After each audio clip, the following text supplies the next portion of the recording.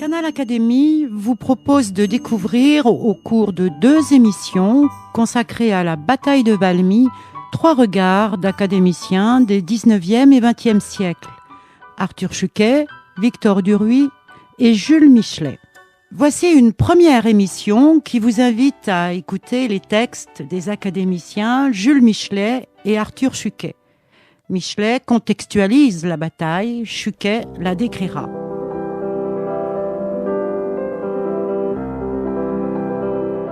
La bataille de Valmy, remportée par les armées révolutionnaires sur les Prussiens le 20 septembre 1792, marque à la fois la victoire de l'armée du peuple, l'arrêt de l'invasion étrangère et le début de la République. Le 20 avril 1792, Louis XVI et l'Assemblée, entraînés par les Girondins, déclarent la guerre aux rois de Bohême et de Hongrie, c'est-à-dire l'Autriche, rapidement soutenus par la Prusse.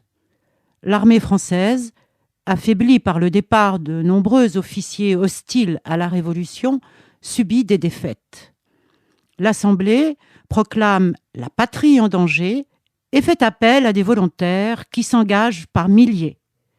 Des fédérés affluent de province, notamment de Marseille, et ces derniers défilent à Paris au son d'un chant martial composé par Rouget de Lisle et qui deviendra la Marseillaise. Dans ce contexte de fièvre patriotique, le duc de Brunswick, commandant l'armée prussienne, commet la maladresse de menacer Paris de destruction si la moindre violence est faite au roi. Le peuple réplique au manifeste de Brunswick par la prise des Tuileries le 10 août 1792. Sous la pression de la foule, l'Assemblée suspend le roi, le remplace par un conseil exécutif provisoire et accepte de convoquer une convention élue au suffrage universel pour doter la France d'un nouveau régime. La tentative de monarchie constitutionnelle a donc échoué.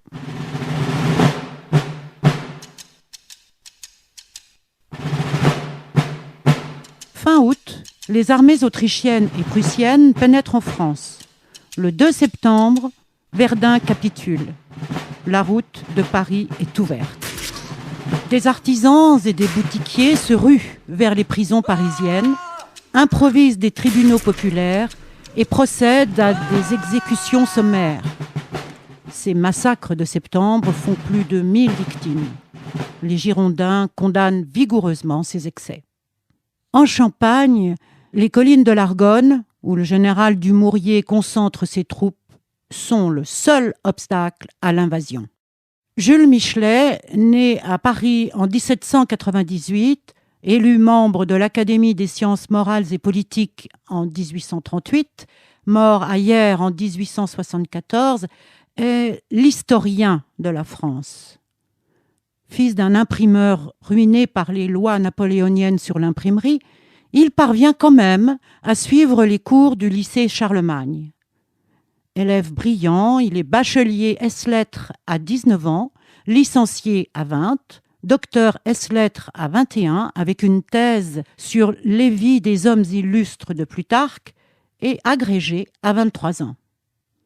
La Révolution de 1830 fait naître chez lui l'enthousiasme pour les idées libérales et la conviction que toute l'histoire de France est une longue lutte du peuple contre le despotisme. Chef de la section historique aux Archives nationales de 1831 à 1852 et travailleur infatigable, Michelet est maître de son récit, des causalités et des sources d'archives. Il est aussi le maître des mythes républicains. Son humanisme, sa personnalité sont inséparables de son œuvre d'enseignant et d'écrivain. L'objectivité en souffre, mais une poésie en jaillit, ainsi qu'une philosophie de l'histoire. Il croit au progrès de l'humanité et il s'efforce de montrer que le peuple détermine le cours des événements. De 1846 à 1853, Michelet consacre 8 années de sa vie à écrire 5 années de l'histoire de France, les années de 1789 à 1794. Son œuvre maîtresse, l'histoire de la Révolution française, est une fresque monumentale et un des sommets de l'historiographie du XIXe siècle. Dans le tome 4, paru le 10 février 1850, son récit va de la dernière journée révolutionnaire à ses yeux, le 10 août 1792, à la décadence définitive des Girondins après la victoire de Jemmapes en novembre 92. Le chapitre 8 du livre 7 raconte la victoire de Valmy. Écoutons le style de Michelet et la puissance évocatrice de sa plume. Chaque jour, 1800 volontaires partaient de Paris, et cela jusqu'à 20 000. Il y en aurait eu bien d'autres si on ne les eût retenus. L'Assemblée fut obligée d'attacher à leurs ateliers les typographes qui imprimaient ces séances. Il lui fallut décréter que telle classe d'ouvriers, les serruriers par exemple, utiles pour faire des armes, ne devaient pas partir eux-mêmes. Il ne serait plus resté personne pour en forger.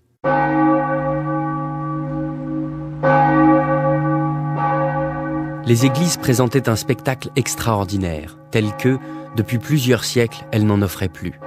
Elles avaient repris le caractère municipal et politique qu'elles eurent au Moyen-Âge. Les assemblées des sections qui s'y tenaient rappelaient celles des anciennes communes de France ou des municipes italiens qui s'assemblaient dans les églises. La cloche, ce grand instrument populaire dont le clergé s'est donné le monopole, était redevenue ce qu'elle fut alors, la grande voix de la cité, l'appel au peuple. Les églises du Moyen-Âge avaient parfois reçu les foires, les réunions commerciales. En 92, elles offrirent un spectacle analogue, mais moins mercantile, plus touchant, les réunions d'industrie patriotique, qui travaillaient pour le salut commun. On y avait rassemblé des milliers de femmes pour préparer les tentes, les habits, les équipements militaires. Elles travaillaient et elles étaient heureuses, sentant que, dans ce travail, elles couvraient, habillaient leur père ou leur fils. À l'entrée de cette rude campagne d'hiver qui se préparait pour tant d'hommes, jusque-là fixés au foyer, elles réchauffaient d'avance ce pauvre abri du soldat, de leur souffle et de leur cœur.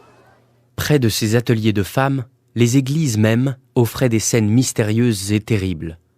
De nombreuses exhumations. Il avait été décidé qu'on emploierait pour l'armée le cuivre et le plomb des cercueils. Pourquoi non ? Et comment a-t-on si cruellement injurié les hommes de 92 pour ce remuement des tombeaux ? Quoi donc, la France des vivants, si près de périr, n'avait pas droit de demander secours à la France des morts et d'en obtenir des armes ? S'il faut, pour juger un tel acte, savoir la pensée des morts mêmes, l'historien répondra sans hésiter au nom de nos pères, dont on ouvrit les tombeaux, qu'ils les auraient donnés pour sauver leurs petits-fils. Ah ! Si les meilleurs de ces morts avaient été interrogés, si l'on avait pu savoir là-dessus la vie d'un Vauban, d'un Colbert, d'un Catinat, d'un chancelier l'Hôpital, de tous ces grands citoyens, si l'on eût consulté l'oracle de celle qui mérita un tombeau, non, un autel, la pucelle d'Orléans, toute cette vieille France héroïque aurait répondu « N'hésitez pas, ouvrez, fouillez, prenez nos cercueils, ce n'est pas assez, nos ossements, tout ce qui reste de nous, portez-le, sans hésiter, au devant de l'ennemi. » Un sentiment tout semblable fit vibrer la France en ce qu'elle eut de plus profond, quand un cercueil, en effet, la traversa, rapporté de la frontière, celui de l'immortel Beaurepaire, qui, non pas par des paroles, mais d'un acte et d'un seul coup, lui dit ce qu'elle devait faire en sa grande circonstance.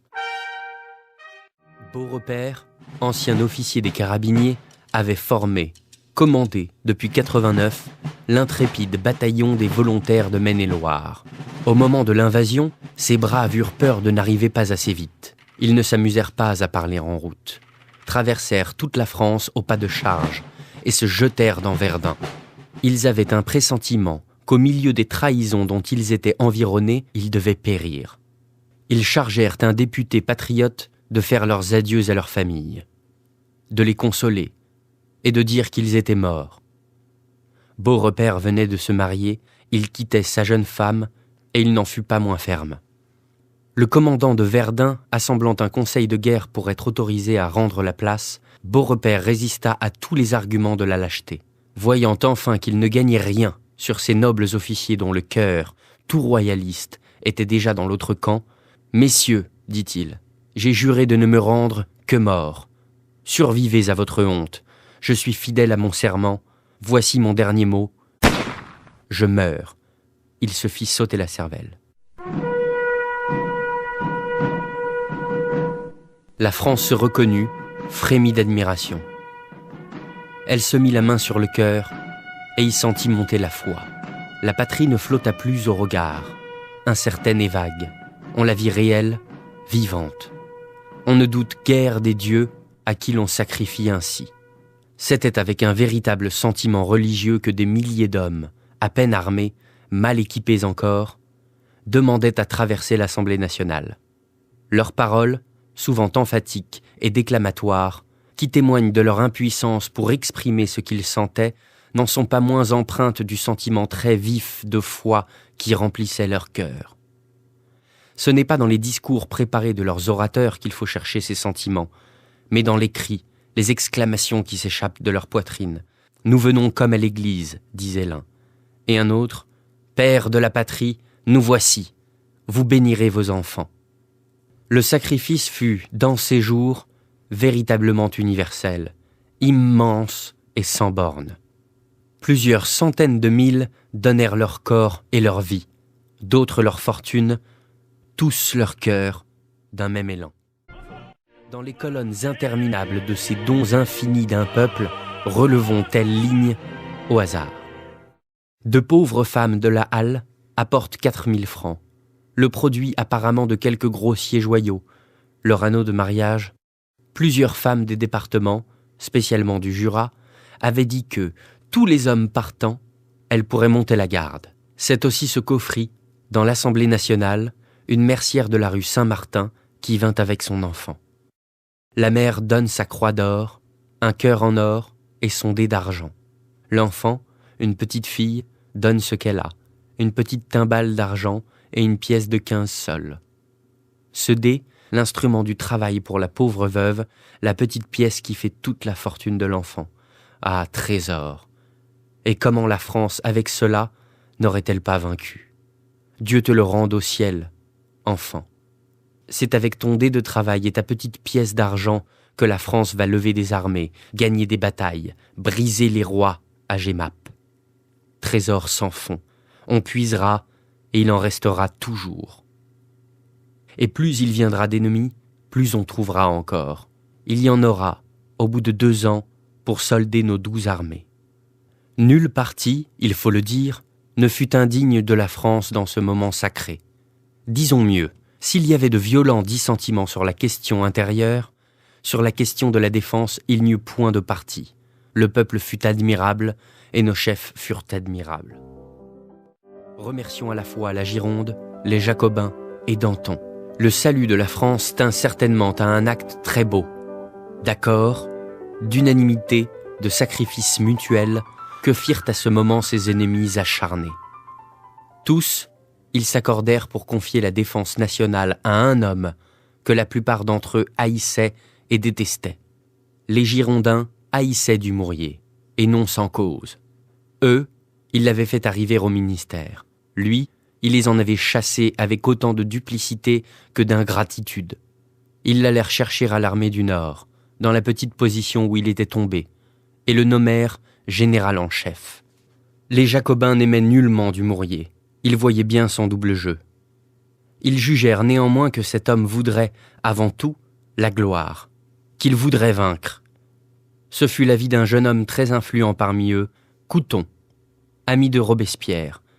Ils approuvèrent et soutinrent sa nomination au poste de général en chef. Danton fit plus. Il dirigea Dumouriez. Il lui envoya successivement sa pensée, Fabre d'Églantine, son bras, Westermann, l'un des combattants du 10 août. Il l'enveloppa, ce spirituel intrigant de l'Ancien Régime, du grand souffle révolutionnaire qui, autrement, lui eût manqué. Il y eut ainsi parfaite unanimité sur le choix de l'homme, et même unanimité pour concentrer toutes les forces dans sa main.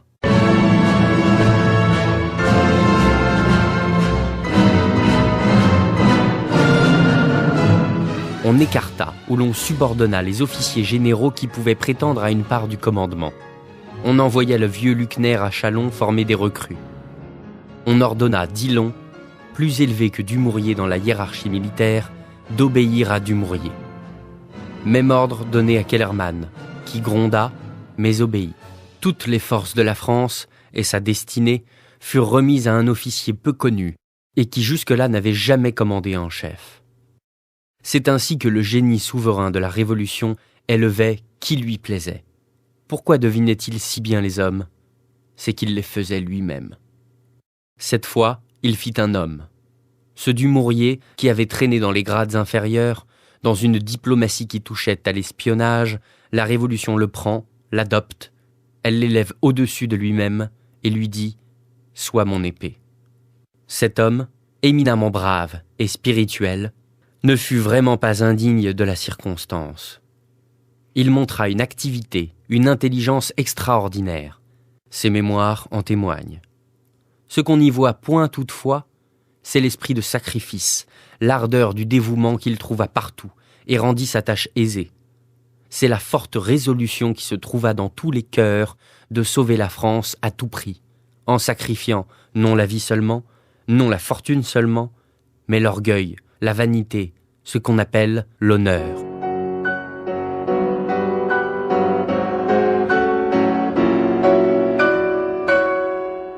Un seul fait pour faire comprendre.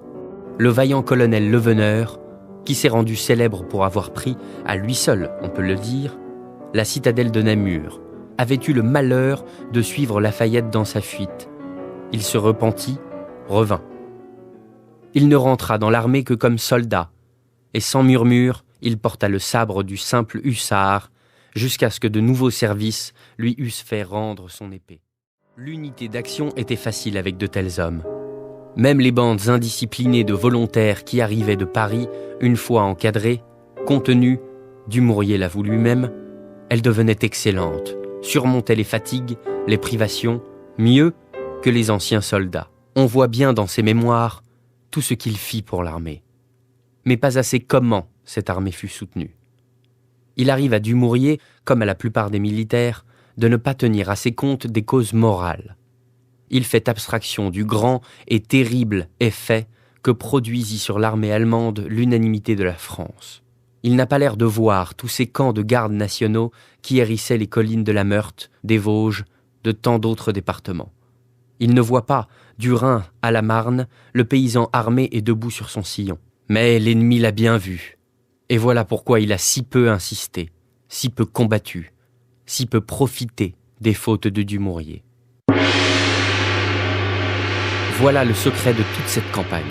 Il ne faut pas le chercher exclusivement dans les opérations militaires.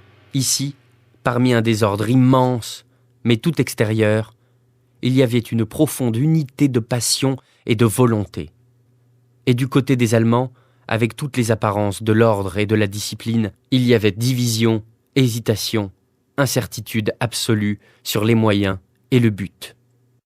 Pour juger le commencement de la guerre, il faut en voir déjà la fin. Il faut, pour mesurer la juste part d'estime que l'on doit à ces croisés qui lèvent ici la bannière contre la Révolution, il faut, dis-je, savoir à quel prix ils s'arrangeront avec elle dans quelques années d'ici. Après tant de phrases sonores sur le droit et la justice, les chevaliers s'avoueront pour ce qu'ils sont, des voleurs. La Prusse volera sur le Rhin et l'Autriche en Italie. L'une et l'autre, n'ayant pu rien gagner sur l'ennemi, gagneront sur leurs amis. Chose prodigieuse, on les verra tendre la main à la France et se faire donner par elle. Une ennemie victorieuse, donner leurs propres amis, et dire à peu près ceci: « Je n'ai pu prendre ta vie, donne-moi la vie de mon frère. » Prusse, ainsi, dévorera les petits princes allemands et l'Autriche absorbera sa fidèle alliée, Venise. Tout cela se verra bientôt, mais sans attendre si loin, dans l'année même où nous sommes, en 92, comment voir sans horreur la scène qui se passait dans le Nord? Quant à moi, je ne demande pas d'humanité à l'ours blanc de Russie, pas davantage au vautour de l'Allemagne. Qu'elle soit mangée, cette Pologne, d'accord, je ne m'en étonnerai pas. mais que ces bêtes sauvages aient pu prendre des faces d'hommes, des voix douces, des langues mielleuses, cela trouble, cela glace. Qu'avait besoin cette Prusse de s'engager, de promettre, de pousser la Pologne à la liberté? Quoi? Misérable pour que, jetée sous la dent de l'ours, elle te donna Thorn et Danzig? Et quelle chose effroyable aussi de voir la Russie elle-même attester la liberté, se plaindre de ce que la Pologne n'est pas assez libre. Puis, mêlant la dérision à l'exécrable hypocrisie, accuser tantôt sa victime d'être royaliste, tantôt d'être jacobine. Enfin, ces honnêtes gens vont dire en 93 que, dans leur sollicitude pour cette pauvre Pologne, et de peur qu'elle ne se fasse du mal à elle-même, ils croient de son intérêt qu'elle soit resserrée, encore plus, en certaines limites.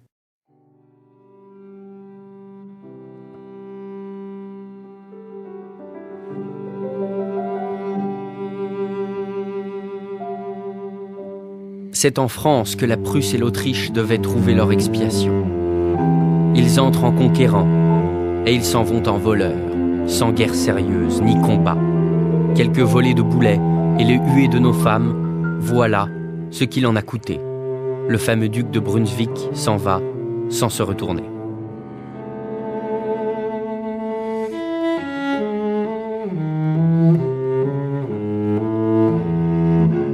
Brunswick était déjà un homme d'âge. Il était lui-même prince souverain. C'était un homme prodigieusement instruit, d'autant plus hésitant, sceptique. Qui sait beaucoup, doute beaucoup. La seule chose à laquelle il rêvait, c'était le plaisir. Mais le plaisir, continué au-delà de l'âge, énerve non seulement le corps, mais la faculté de vouloir. Le duc était resté brave, savant, spirituel, plein d'idées et d'expériences. Il n'avait perdu qu'une chose, par quoi il était eunuque. Quelle chose? La volonté. Dans cette armée de rois, de princes, il y avait entre autres un prince souverain, le duc de Weimar, et avec lui, son ami, le prince de la pensée allemande, nous l'avons dit, le célèbre Goethe. Il était venu voir la guerre. Et chemin faisant, au fond d'un fourgon, il écrivait les premiers fragments du Faust, qu'il publia au retour. Ce courtisan assidu de l'opinion, qu'il exprima fidèlement, ne la devança jamais, disait alors, à sa manière, la décomposition, le doute, le découragement de l'Allemagne. Il lui poétisait dans une œuvre sublime son vide moral, sa vaine agitation d'esprit. Elle en sortit glorieusement par des hommes de foi, par Schiller, par Fichte, surtout par Beethoven. Mais le temps n'était pas venu. Du regard de l'académicien Jules Michelet, passons à un autre académicien, Arthur Chuquet. Arthur Maxime Chuquet, né en 1853 à Rocroi et mort en 1925 à Villemomble, est un critique et un historien français, spécialiste de l'Allemagne et de la période révolutionnaire. Fils d'un fonctionnaire de la douane établi à Metz, bachelier en 1870, il sert la même année dans la garde nationale à Metz. En 1871, il entre à l'école normale supérieure où il étudie l'histoire et la littérature. En 1874, il part faire un voyage d'études en Allemagne. Il suit les cours des universités de Leipzig et de Berlin. Agrégé d'allemand en 1876, Chuquet commence à exercer au lycée Saint-Louis de Paris. En 1886, il devient professeur de littérature allemande à l'école normale supérieure et en 1887, il passe sa thèse sur la campagne d'Argonne en 1792. Directeur de publication de la revue Critique d'histoire et de la littérature, collaborateur de grandes revues étrangères, et titulaire de la chaire de langue et littérature d'origine germanique au Collège de France à partir de 1893, Arthur Chuquet est élu membre de l'Académie des sciences morales et politiques en 1900. De 1901 à 1921, il est professeur d'allemand à l'École supérieure de guerre à Paris. Dès 1886, il commence à écrire un nombre impressionnant d'ouvrages portant, pour la plupart, non seulement sur sa spécialité, la littérature germanique, mais sur l'histoire militaire de la Révolution et de l'Empire, dont il devient le spécialiste de sa génération. Les titres les plus importants sont sa série de 11 volumes sur les guerres de la Révolution et les 3 tomes de sa jeunesse de Napoléon. Il écrit également des études de campagne militaire particulières et des études biographiques de militaires de l'époque révolutionnaire comme, par exemple, Dumouriez, Charles de Hesse, Hoche, De Sex, Kléber, Marceau.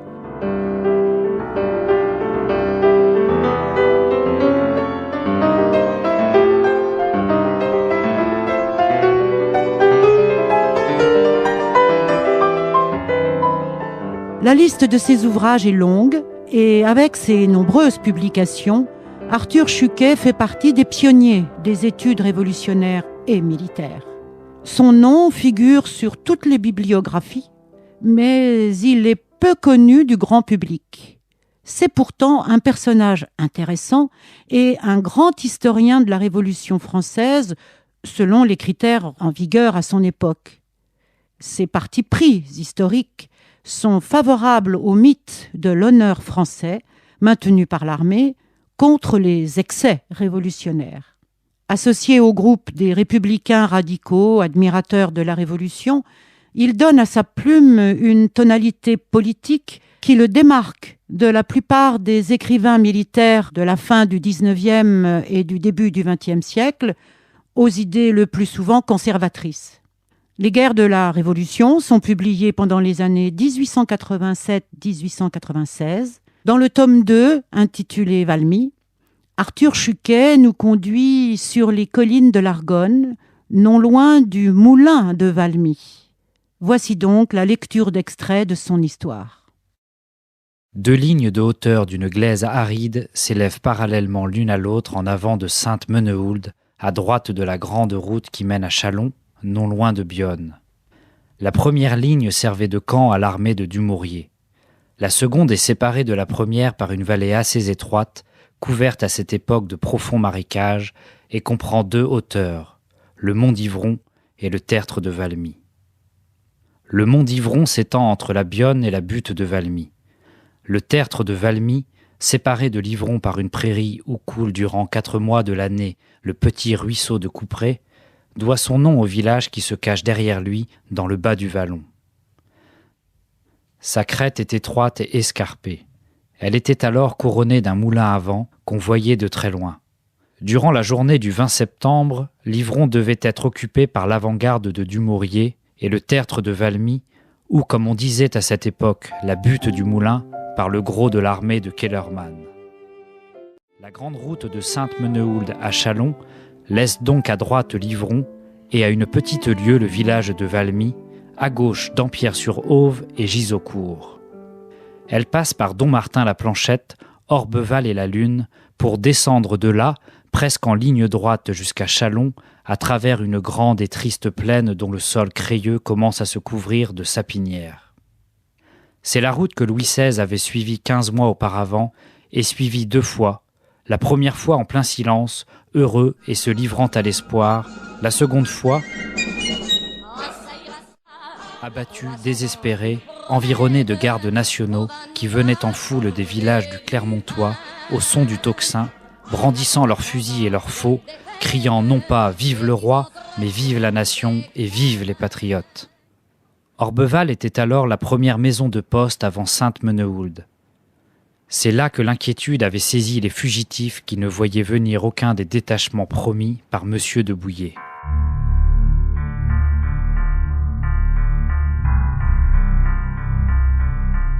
C'est à Sainte-Menehould que le maître de poste Drouet avait reconnu Louis XVI.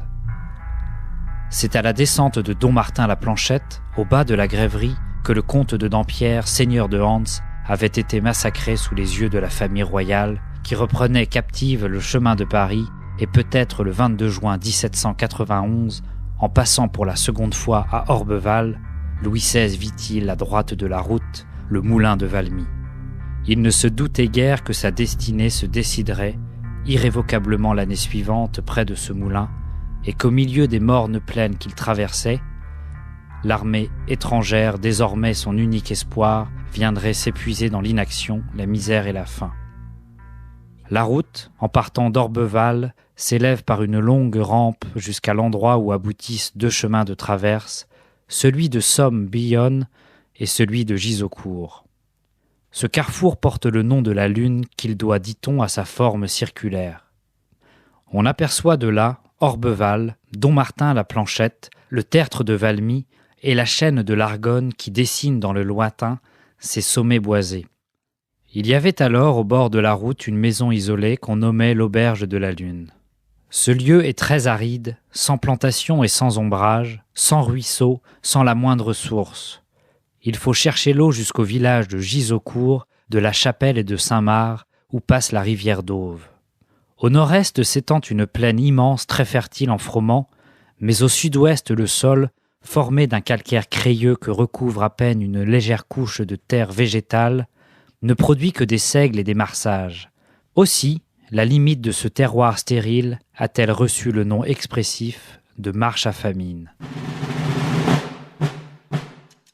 C'est sur ce plateau triste et désolé, le plateau de la Lune, que l'armée prussienne s'établit dans la journée du 20 septembre.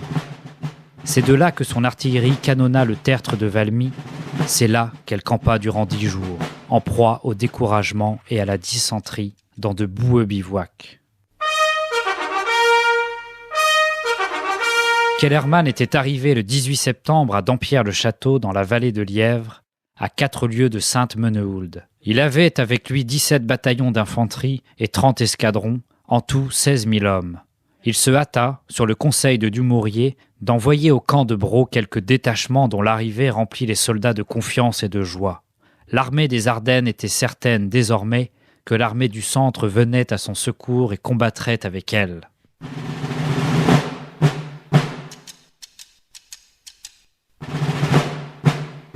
Telle était la position des Français le 19 septembre au soir.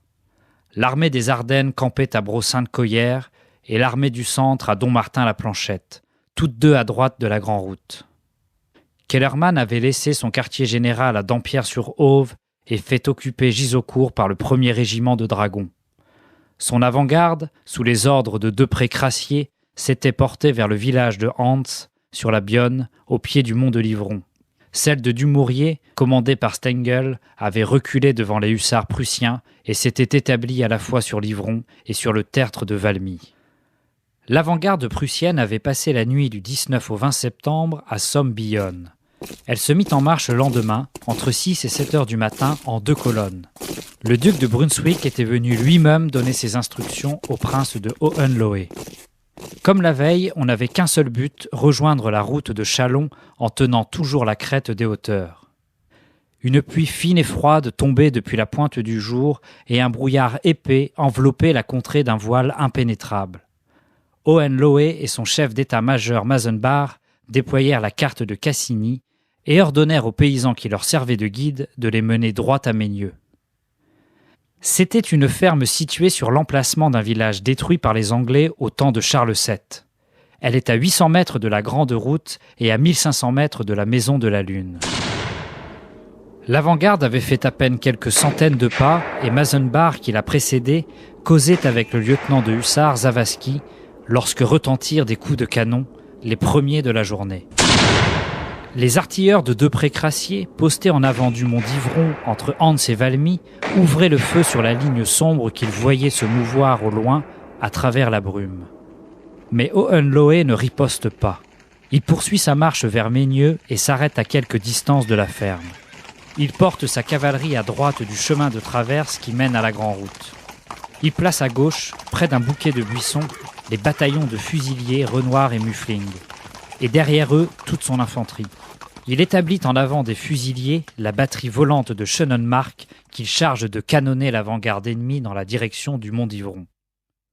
Mais une vapeur de plus en plus dense, couvrant la plaine, dérobe aux Prussiens la vue de l'adversaire, et la batterie française n'apparaît qu'à de rares intervalles, lorsque le vent fait çà et là une trouée dans le brouillard. Tout à coup, pendant que les boulets qui partent de Livron tombent au hasard sur la gauche de l'avant-garde prussienne, une grêle de projectiles s'abat sur la droite. Une autre batterie française vient de s'installer sur la route de Châlons, à l'embranchement du chemin de traverse et de la chaussée nationale, près de l'auberge de la Lune. Au milieu du nuage grisâtre qui s'étend sur le plateau, les Prussiens voient s'agiter de gros points noirs et surgir par instants le toit d'une maison. C'était la réserve de l'armée du centre. Pris au dépourvu, forcé de changer de terrain et d'improviser tant bien que mal son ordre de bataille, désireux de gagner quelques heures, Kellermann envoyait sa réserve sur la hauteur de la Lune et la chargeait de soutenir son avant-garde et de couvrir par une vigoureuse diversion les mouvements de son armée qui occuperait, pendant ce temps, ses positions de combat.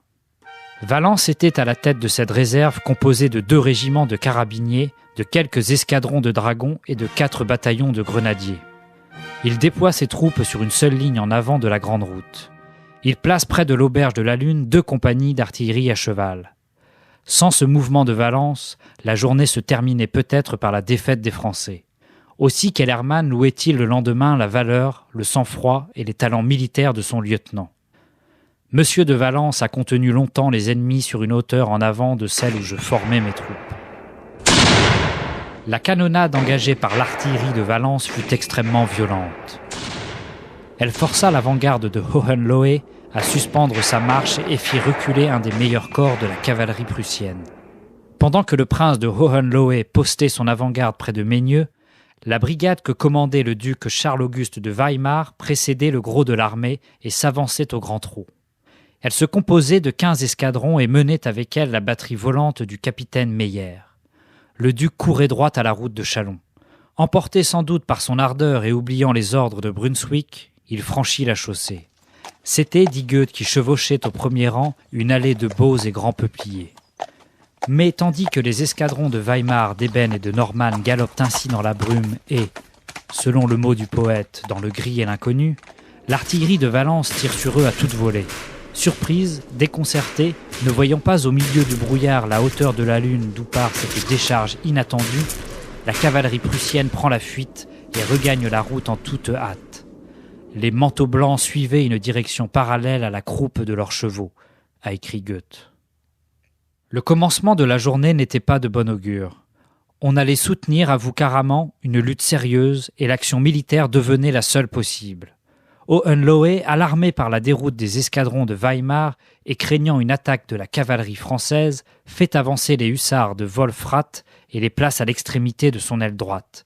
Mais il importe surtout de réduire au silence le canon de Depré-Crassier et de Valence. Sur l'ordre du prince, les batteries de Decker et de Bernecke se portent en avant de l'infanterie et ouvrent le feu vers Livron, pendant que les batteries volantes de Schönenmark, de Husser et de Meyer dirigent tous leurs efforts contre la Lune qu'elles prennent en flanc. Mais l'artillerie française répond vigoureusement à l'artillerie prussienne.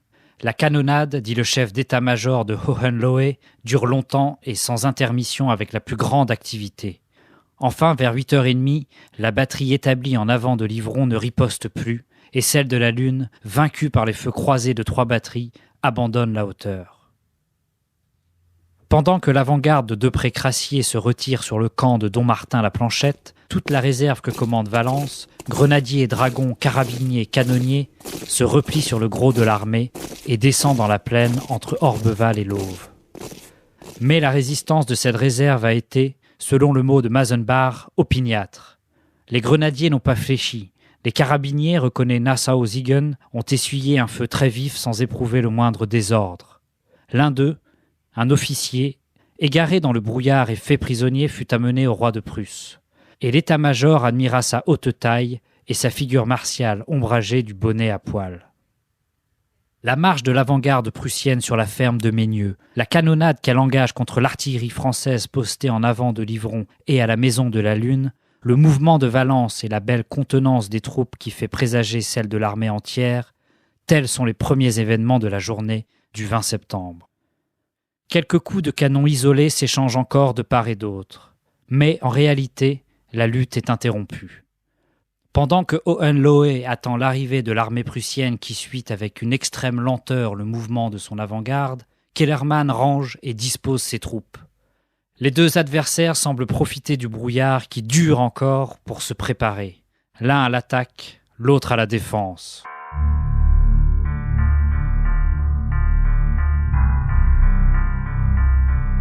Il était 7 heures du matin lorsque Kellermann connut l'approche des Prussiens. Il n'avait pas prévu cette arrivée subite de l'ennemi.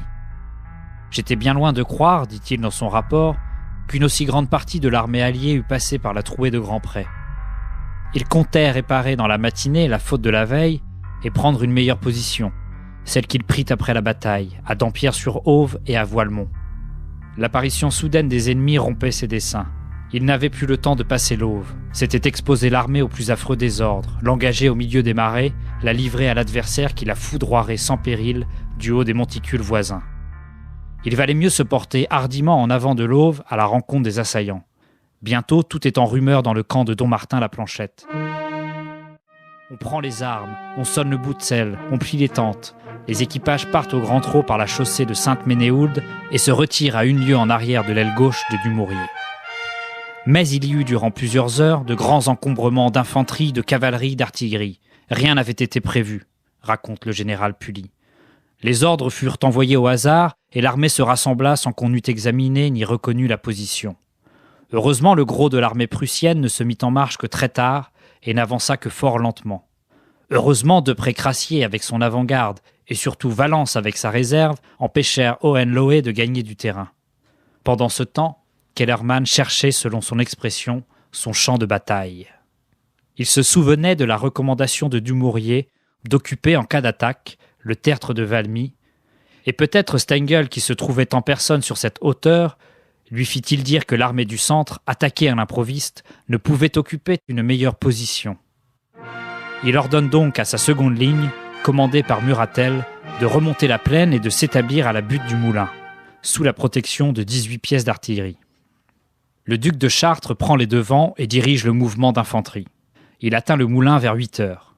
Stengel l'attendait avec impatience. « Arrivez donc !» lui crie de loin l'impétueux général. « Je ne puis quitter ce poste sans être relevé, et pourtant si je ne devance pas les Prussiens là-dessus, et en disant ces mots il montrait la côte d'Ivron, nous serons écrasés ici tout à l'heure. » Et sans perdre un instant, laissant son infanterie le suivre comme elle peut, il part au grand galop avec ses escadrons et les 2 compagnies d'artillerie volante attachées à l'armée des Ardennes, celle des capitaines Barrois et Annick.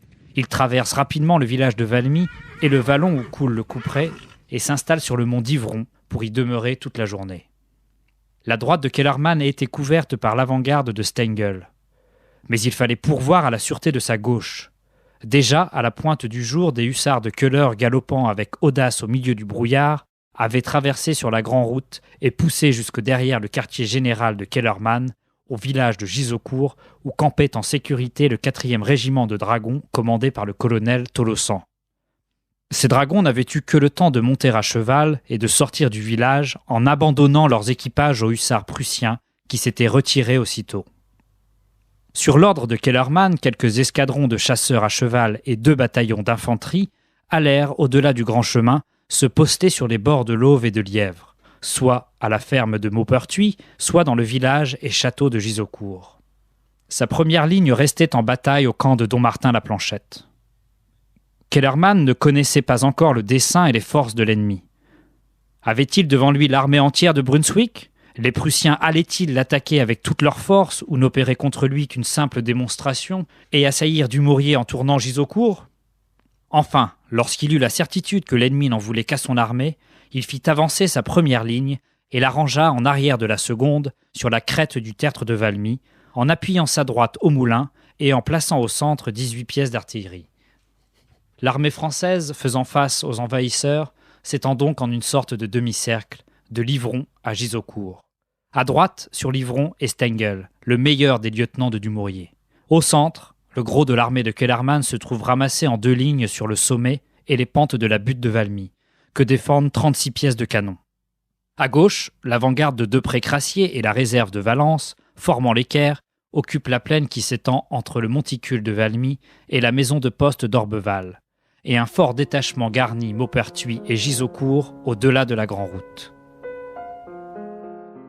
Kellermann aurait dû poster toute sa cavalerie dans la plaine, où elle aurait soutenu la réserve de Valence et protégé le camp de Dommartin-la-Planchette. Mais il ne semblait pas avoir d'autre idée que d'entasser pêle-mêle sur la hauteur de Valmy toutes les troupes qu'il avait sous la main. Il fit placer, dit le général Pully, la cavalerie sur la hauteur en arrière du moulin, à 10 pas de l'infanterie, et ayant derrière elle une seconde ligne de dragons, de chasseurs et de hussards qui se trouvèrent là sans ordre et je ne sais comment, et comme hors d'œuvre, il est bon d'observer que le plateau qu'occupait l'armée amoncelée n'avait ni largeur ni profondeur. Il était entre deux gorges, de sorte qu'il était impossible à l'infanterie et à la cavalerie de se mouvoir et de changer sa position. Mais de Sainte-Ménéhould où il semblait inactif, Dumouriez secourait son collègue avec autant d'habileté que de promptitude. Lui aussi avait été surpris par l'attaque de l'ennemi. Il connaissait le mouvement commencé l'avant-veille par Hohenlohe contre Vienne-le-Château, et croyant Duval en danger, il s'était empressé dès le 18 septembre d'envoyer à son lieutenant 5 bataillons de renfort.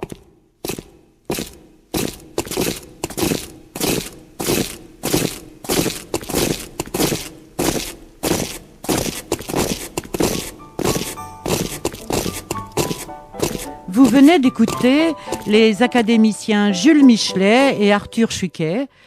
La seconde émission vous permettra d'écouter de nouveau des textes d'Arthur Chuquet qui poursuit sa présentation de cette journée mémorable.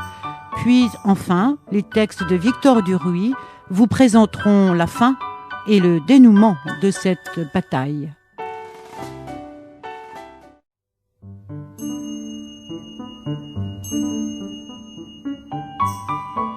Voici notre seconde émission, les académiciens racontent l'histoire, sur la bataille de Valmy qui, le 20 septembre 1792, sauve la République.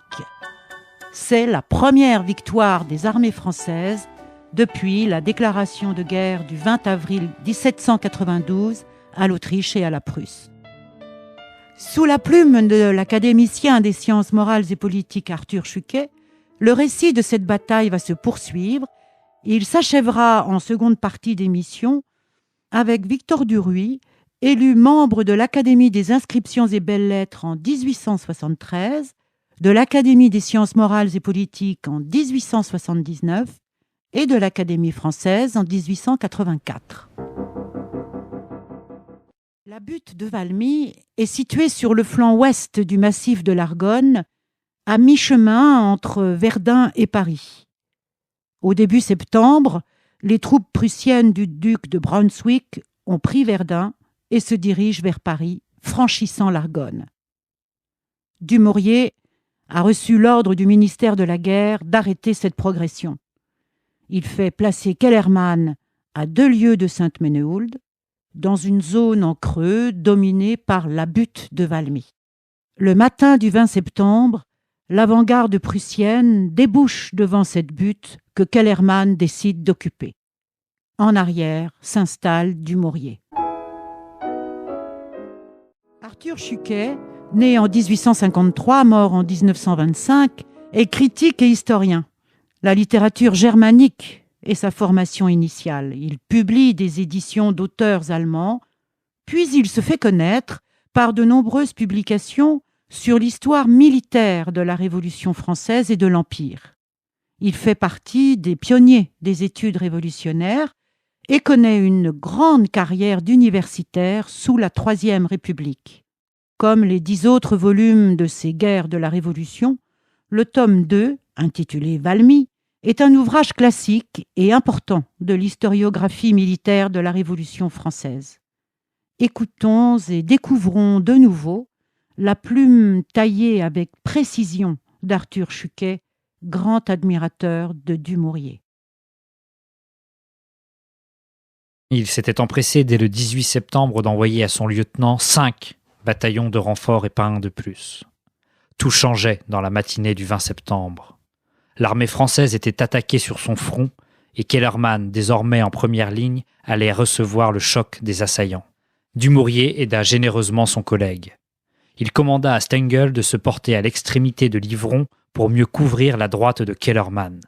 Il plaça derrière Stengel 16 bataillons formés en colonne sous le commandement de Bernonville qui devaient se développer sur l'Ivron si les ennemis tentaient d'attaquer Stengel ou de le tourner. Il envoya quelques escadrons de l'avant-garde de Dillon sous la conduite de Frégeville se joindre à la gauche de l'armée de Kellermann.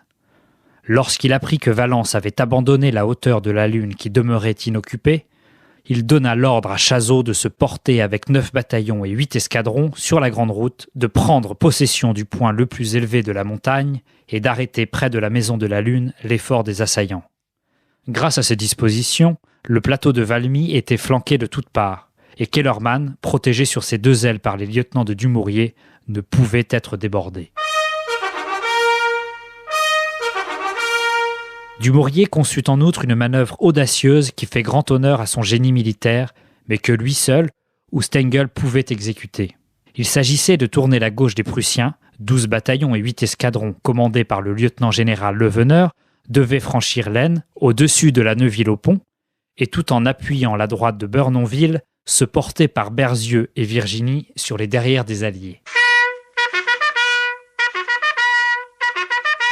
En même temps, il ordonnait à Duval de rassembler ses troupes à Vienne-le-Château et de traverser l'Aisne, ainsi que Leveneur pour tomber sur les bagages des Prussiens, et il formait en colonne, à l'extrémité de sa gauche, une réserve de 12 bataillons et de 6 escadrons, prêts à déboucher sur le grand chemin pour soutenir Kellermann. C'est ainsi que Dumouriez passa la matinée du 20 septembre à son quartier général, envoyant de tous côtés des ordonnances et imprimant aux divers corps de son armée leur direction. Les habitants de Sainte-Ménéhould, entendant le canon gronder depuis le matin, s'étonnaient que le général en chef ne se rendît pas de sa personne sur le champ de bataille, et Dumouriez ne sortit de la ville qu'à 10 heures. Mais les dispositions qu'il avait prises étaient sagement conçues et sauvèrent Kellermann. Cependant, l'avant-garde prussienne restait immobile près de la ferme de Meigneux. Le major Massenbach, suivi d'un officier russe, le comte de Forstenbourg, se dirige vers la Lune. Forstenbourg, aimable compagnon, chevaleresque, toujours le premier au feu, était le fils naturel de Brunswick, et comme disait Massenbach, le Vendôme de cet Henri IV. Les 2 officiers arrivent à la grande route devant l'auberge. « Que de chemin nous avons fait !» s'écrie Forstenbourg en riant. « Nous voici dans la Lune !» La maison offrait l'aspect le plus affreux. Le toit était criblé de boulets et les tuiles brisées jonchaient le sol. Des blessés français gisaient sur la route et dans les fossés. Un d'eux attira l'attention de Massenbach. C'était un jeune officier d'artillerie, au regard intelligent et fier. Il avait les 2 jambes fracassées. Le major, ému de pitié, le fit transporter dans l'auberge.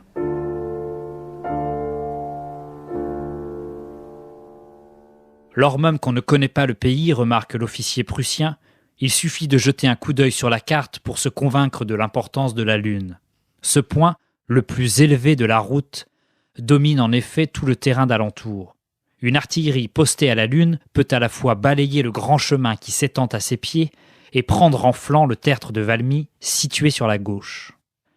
Massenbach et Forstenbourg jugèrent qu'il fallait occuper la Lune sur le champ avant un retour offensif des Français.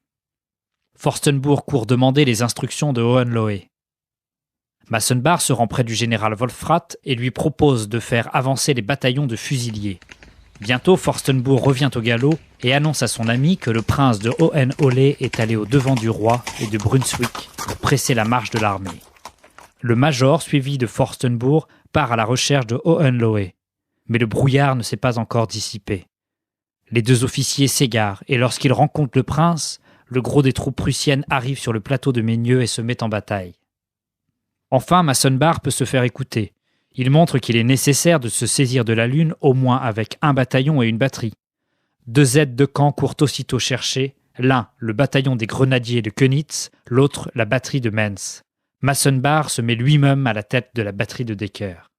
Mais, tandis que le major prussien prenait les ordres du général en chef, Dumouriez commandait à Chazot d'occuper la hauteur. Chazot était parti du camp de Bro. Il suivait la grande route, il dépassait Orbeval et gravissait la rampe qui mène à la Lune. Mais lui aussi perdit un temps précieux. Au lieu d'exécuter sur le champ l'ordre de Dumouriez, il envoya demander l'avis de Kellermann. Les Prussiens eurent le temps d'arriver. Massenbach avait pris les devants. Il voit les troupes de Chazot qui s'approchent et monte rapidement la chaussée. Encore quelques instants, lit-on dans ses mémoires, et non seulement nos batteries étaient perdues, mais toute l'armée prussienne était attaquée sur son flanc droit et battue. C'est un fil de soie que tient le destin des armées et des États. Il ordonne à la colonne de doubler le pas. Kameke, qui commandait le bataillon des grenadiers de Könitz, fait battre la charge. Les artilleurs fouettent leurs chevaux et débouchent au galop sur la hauteur. Les batteries de Decker et de Mentz, auxquelles s'est jointe de son propre mouvement la batterie du capitaine Meyer, sont mises en position. Massenbach place sur la route les 2 pièces du bataillon de Könitz. Toute cette artillerie tire la mitraille sur l'assaillant et les tambours de Kameke ne cessent de mêler leur roulement au bruit du canon. En même temps paraît à la droite de la chaussée, entre la Lune et l'Auve, en avant de l'étang de Sommeru, le vieux Wolfrath avec ses 10 escadrons. C'était, dit Massenbach, le Deus ex machina, et son mouvement fut décisif. Chazot renonce à s'emparer de la hauteur, ses troupes mitraillées sur leur front par 3 batteries et menacées sur leur flanc gauche par les hussards de Wolfrath, se replient sur Orbeval, l'infanterie en désordre, la cavalerie, lentement et avec gravité. Chazot s'établit entre Dampierre et Gisaucourt, en arrière et à gauche de la réserve de Valence. Pendant que Massenbach prenait possession de la Lune, l'armée prussienne arrivait sur le champ de bataille en 2 colonnes, l'une commandée par le duc de Brunswick et le roi, l'autre par Karl Kreut. Elle avait quitté Somme-Tourbe et Somme-Suip vers 8h du matin, en laissant brûler derrière elle les grands feux qu'elle avait allumés dans la plaine. Elle marchait, comme l'avant-garde, à travers la brume et la pluie, sans rien voir autour d'elle, lentement, péniblement, arrêtée à tout instant. Mais on entendait le bruit des canons et les soldats avaient reçu l'ordre de préparer leurs armes et de charger leurs fusils. Enfin, peu à peu, toutes les brigades arrivèrent sur le plateau de Meigneux. L'armée s'arrêta derrière l'avant-garde et fit face à la fois au mont d'Ivron et à la butte de Valmy. Sa droite s'appuyait à la Grand-Route et sa gauche à la Bionne. Il était midi lorsque toutes les dispositions furent achevées. Le brouillard se déchirait peu à peu. Le roi, Brunswick, Nassau-Siegen, les officiers de l'état-major se portèrent en avant pour reconnaître la position de l'ennemi. Mais bientôt, le dépit, l'étonnement, l'embarras se peignirent sur tous les visages. Voilà les troupes qu'on croyait trouver en défaut et surprendre dans la confusion d'une retraite précipitée.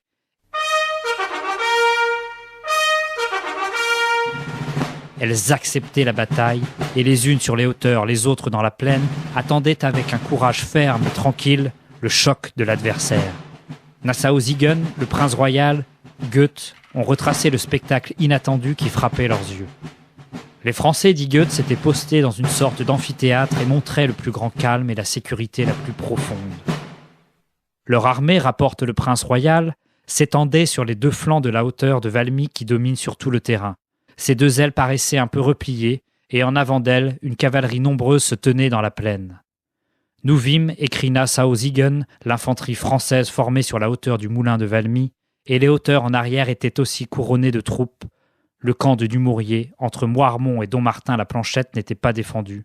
Mais on voyait au nombre des troupes sous les armes qu'il avait renforcé Kellermann, dont la cavalerie était dans la prairie entre le moulin de Valmy et la rivière d'Auve, et se trouvait soutenue par l'infanterie dont les villages étaient remplis. Qu'allaient faire les Prussiens ? L'état-major était unanime. Il fallait attaquer avec toutes ses forces la butte de Valmy, c'était là qu'on voyait le plus de monde. C'était là qu'on devait marcher et jeter le désordre. Les Prussiens avaient pour principe d'attaquer toujours le point le plus fort de la position ennemie. Massenbach proposait d'assaillir en même temps le mont d'Ivron, où l'on apercevait une très forte batterie qui prendrait les Prussiens en écharpe dans leur attaque sur le moulin. Mais on lui répondait qu'il suffirait de tenir en échec la batterie de l'Ivron en lui opposant une batterie d'égale puissance. De tous ceux qui parlaient de donner bataille, Nassau-Siegen était le plus ardent. Ses discours respiraient l'impatience des émigrés, leur mépris pour les armées de la Révolution, leur hâte d'en finir avec la guerre méthodique de Brunswick et de tout décider par un coup de hardiesse. Il soutenait qu'on avait devant soi des troupes indisciplinées et qu'en les chargeant avec vigueur, on les mettrait aisément en déroute. Il assurait que l'armée de ligne qui faisait face aux Prussiens n'était qu'un ramas de fédérés poltrons et de volontaires sans expérience. Pourquoi, disait-il, occuper la Lune ?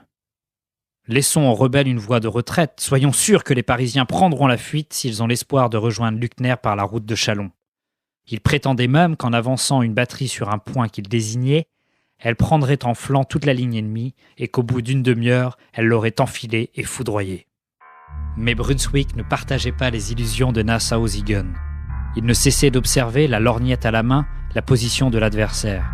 Il songeait qu'il avait fait le détour de 12 lieues pour ne pas attaquer les Islettes. Irait-il attaquer Valmy, plus abordable, il est vrai, que les Ilettes, et plus exposé au feu de l'artillerie, mais garni d'une armée nombreuse et résolue ? Avait-il assez de monde pour vaincre ? Il ne voyait pas, dit Caraman, que la disposition entre ses forces et celles qui lui étaient opposées et toutes ses observations révélaient ses inquiétudes. Tantôt il demandait conseil à l'un et à l'autre, à son quartier-maître général Gruber, au chef de l'armée Gravert, même à Nassau-Siegen. Tantôt il se portait seul, ou presque seul en avant des troupes, et on le vit, accompagné de Gruber et de Nassau, s'avancer en défendant qu'on le suivît, jusqu'à la hauteur la plus voisine du moulin, à 4 ou 500 toises des Français. Le roi de Prusse était aussi perplexe que son généralissime. Que de fois pourtant il avait craint que l'ennemi ne se dérobât, que de fois il avait souhaité de toucher au terme de la lutte, de tenir ensemble Dumouriez et Kellermann, d'écraser d'un seul coup les forces de la Révolution. Le jour qu'il attendait ardemment était venu, mais le souverain si impétueux, si désireux de se battre avait perdu sa fougue coutumière. Comme Brunswick, il fixait ses regards sur la position de l'armée française. Comme lui, il paraissait inquiet et préoccupé. Comme lui, il poussait des reconnaissances sur le plateau, seul, se consultant, délibérant avec lui-même. Son fils le voit arrêté sur un petit tertre. Il court à lui et lui demande ce qu'on va faire, mais le roi reste silencieux. Les aides de camp que le jeune prince interroge répondent qu'ils ne savent rien. Les uns haussent les épaules, les autres prennent un air grave et font un visage allongé. Enfin, vers 1h, Frédéric Guillaume s'arrache à son indécision et donne l'ordre d'attaquer. Il s'est convaincu que la butte de Valmy est le point capital où doit se porter tout l'effort et que le succès de la bataille dépend de la prise du moulin. L'artillerie de l'armée dirigée par Tempelhof s'était déjà jointe à celle de l'avant-garde. 54 bouches à feu établies sur le plateau formaient comme un arc de cercle autour des Français. Elles couvraient le front de l'armée en restant néanmoins assez près des troupes pour ne pas redouter une brusque attaque de l'ennemi. Mais Tempelhof n'a pas su profiter des ondulations du sol. Myope, contraint de se servir sans cesse de la lorgnette, il ne peut tout voir à la fois et embrasser d'un seul coup le champ de bataille. Une des batteries est cachée dans un fond, en face d'un monticule qui dérobe aux artilleurs la vue des adversaires et les oblige de tirer par élévation. D'ailleurs, Tempelhof, savant officier et grand théoricien, ne sait pas garder son sang-froid au milieu du danger. Enflammé et comme hors de lui dans la chaleur de l'action, il court d'une pièce à l'autre, en grondant et rudoyant ses officiers. Il avait eu l'idée d'emmener le capitaine Mauritius. Il apostrophe durement Mauritius, lui reproche d'avoir mal placé ses mortiers et les place plus mal encore. Cependant, l'armée prussienne se déploie en arrière et à droite de la Lune. L'avant-garde quitte la position qu'elle occupait depuis le matin et se porte un peu plus à gauche, en face du moulin de Valmy. Ses chasseurs se dispersent en tirailleurs et s'abritent dans les plis du terrain en avant de l'artillerie. Derrière les chasseurs et l'artillerie se placent les 3 bataillons de fusiliers, Renoir, Ernest et Muffling. Derrière les fusiliers développent les gros de l'avant-garde en 2 colonnes d'attaque. À la première se trouve un bataillon de Wolframsdorf, 2 bataillons de Wittinghoff et les 2 régiments de Kleist et de Hohenlohe. À la seconde sont les 2 bataillons de Könitz et un bataillon de Bor. Les aides de camp du roi portent à tous les chefs de brigade l'ordre de se mettre en mouvement. Les porte-drapeaux s'avancent pour marquer l'alignement des files. On entend sur tout le front de bataille que les mots « Portez armes! En avant, marche !» Le lieutenant-colonel Manstein accourt au galop vers le prince royal. « L'attaque est résolue, lui dit-il. Tout ira bien. »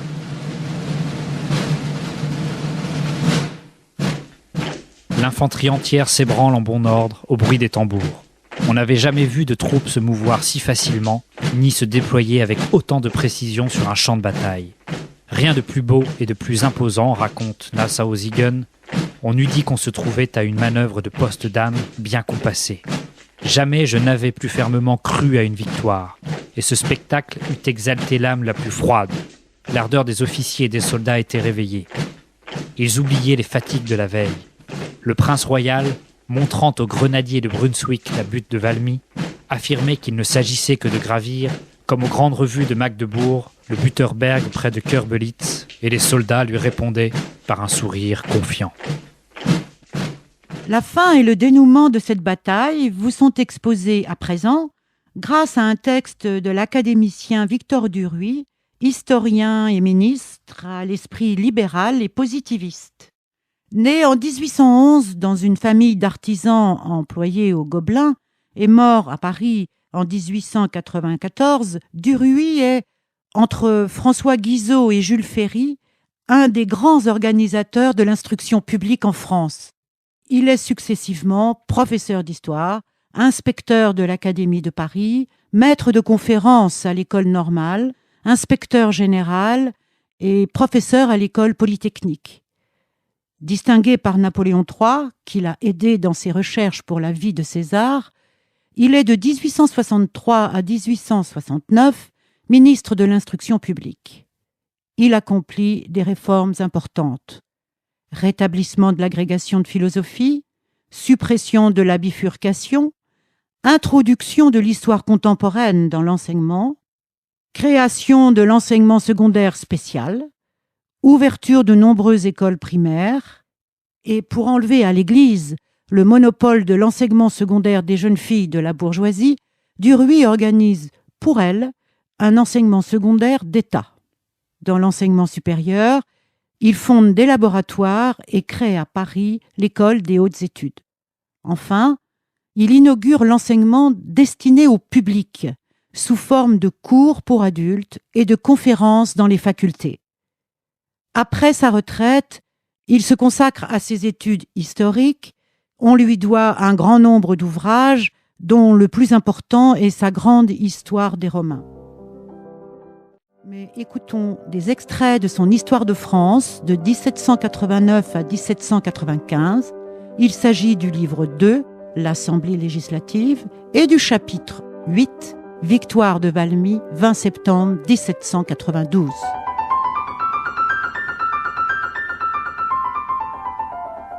L'effort principal porta sur la butte de Valmy où Kellermann avait pris position avec ses conscrits, que les émigrés appelaient des tailleurs et des cordonniers. Mais il se trouva que ces courteaux de boutique respiraient, comme de vieux soldats, l'odeur de la poudre. Ces conscrits supportèrent le feu avec un sang-froid sur lequel l'ennemi ne comptait pas. L'action ne fut guère qu'une canonnade de plusieurs heures. Les obus ayant mis le feu à quelques caissons des batteries françaises, l'explosion blessa ou tua beaucoup de monde et il y eut un moment de désordre. Brunswick en profita pour lancer son infanterie en colonne d'attaque. Kellermann les laisse avancer sans tirer un coup de feu, puis se met au premier rang et au cri de « Vive la nation !» que toute la ligne répète, s'apprête à charger l'ennemi à la baïonnette. Ce cri immense qui se prolonge pendant plusieurs minutes, cette fière attitude arrête les Prussiens. Le canon de Dumouriez laboure le flanc de leur colonne. Ils redescendent à la hâte et Brunswick fait cesser l'action. Nous sommes le 20 septembre 1792.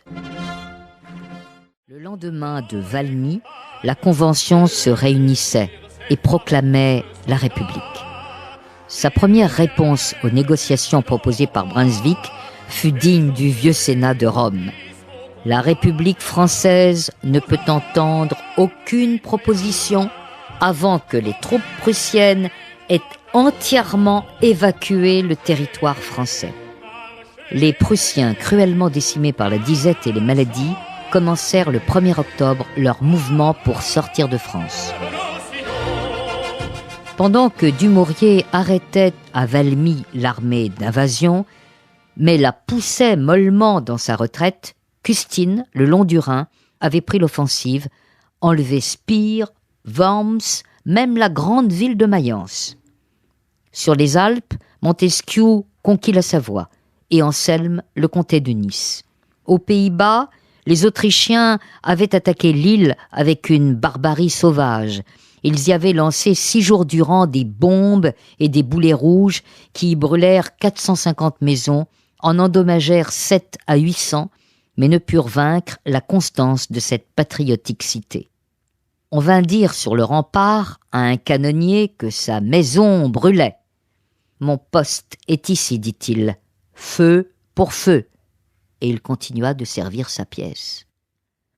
Dumouriez arrivait avec l'armée de Valmy pour venger cette cruauté inutile. Il gagna la bataille de Jemmapes le 6 novembre, qui nous donna les Pays-Bas.